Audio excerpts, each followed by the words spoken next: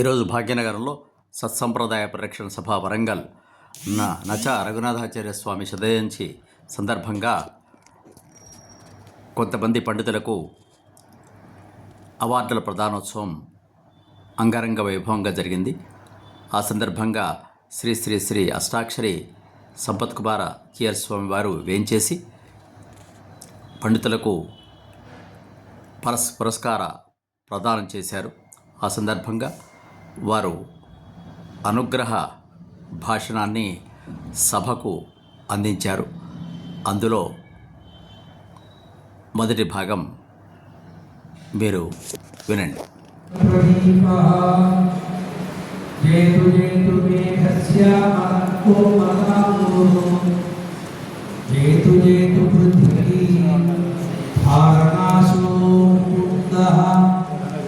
నమామి నారాయణ పాద పంకజం కరోమి నారాయణ పూజనం సదా పదామి నారాయణ నామ నిర్మలం స్మరామి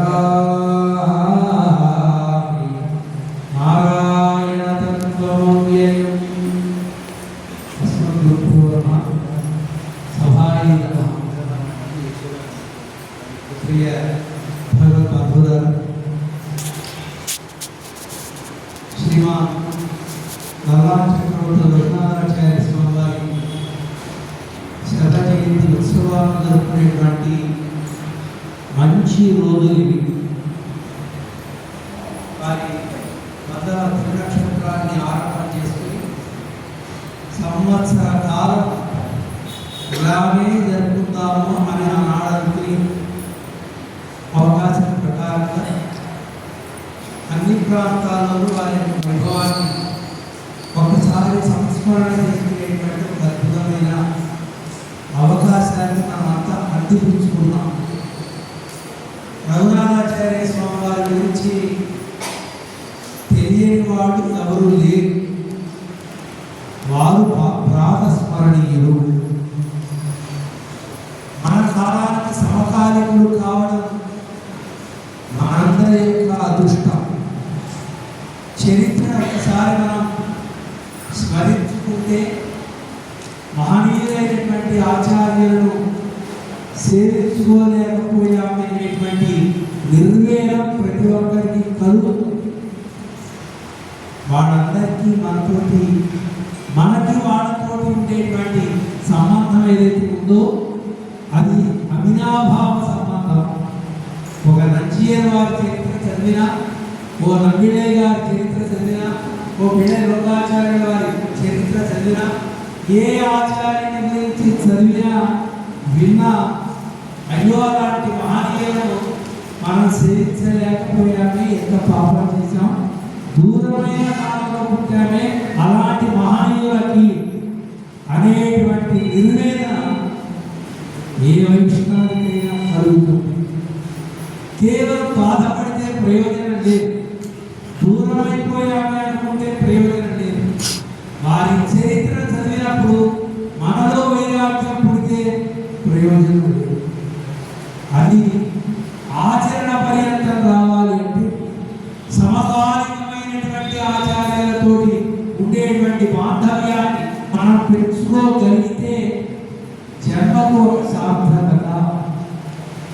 నేను పూర్వాశ్రమంలో ఉండేటప్పుడు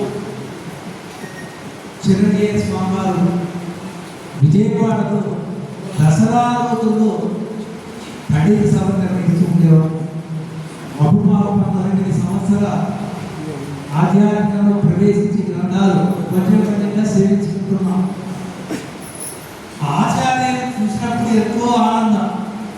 తెలియనటువంటి ఏదో ఒక శక్తి మనలో ప్రవేశించడానికి వీరే కదా. శ్రీభాష్య అప్పరాచార్య గారు, తర్వాత వెంకటాచార్య స్వామి వారు, ఇలా ఉత్తరాంధ్రకు సంబంధించిన ముగ్గురు ఆచార్యులు ప్రాతకాలంలో 4 గంటలకు లేచి కృష్ణానదికి స్నానం చేసి కృష్ణానదిలో తీర్థం తీసుకొస్తుంటారు. మాకు చాలా ఆనందంగా మేము కూడా దాని విశేషం నాకు తెలియదు కానీ కృష్ణానదిలో నిలబడటం రోజులు రోజు నీళ్ళలో నిలబడి అష్టాక్షరి జపం చేయడం ఇవన్నీ అలవాట్లు ఉన్నాయి. కానీ కొంతమంది ఆయన అలా చేయకూడదు, ఇది ఉపాయంలో చేస్తుంది, ఇది ప్రపంచం కాదు అని మా వరకంటి లక్ష్మీనరసింహాచార్య స్వామి వారు చెప్తూ ఉండేవారు.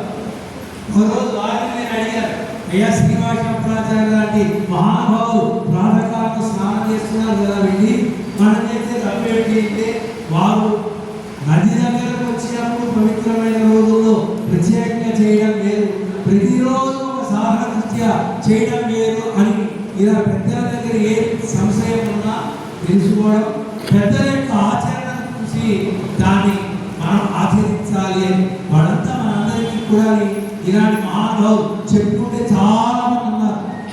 మాకు తెలియనటువంటి మహనీయులు ఎంతో మంది ఉన్నారు. అలాంటి సందర్భంలో